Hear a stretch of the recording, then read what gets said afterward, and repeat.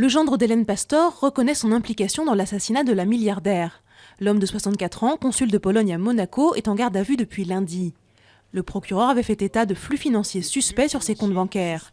La fille d'Hélène Pastor avait également été interpellée, mais a été remise en liberté sans qu'aucune charge n'ait été retenue contre elle.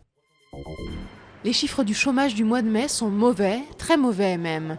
Le nombre de demandeurs d'emploi a bondi de près de 25 000 personnes. Ce sont les plus de 50 ans les plus touchés par cette augmentation, alors que le gouvernement vient de lancer un plan pour l'emploi des seniors. Manuel Valls a dit compter sur les entreprises pour inverser la tendance, grâce aux moyens que le gouvernement va leur donner en baissant les charges. L'Union européenne signe l'accord d'association avec l'Ukraine malgré les pressions de la Russie. Le président Porochenko a salué un grand jour pour son pays et souligné que l'accord concernait tout le pays, même la Crimée.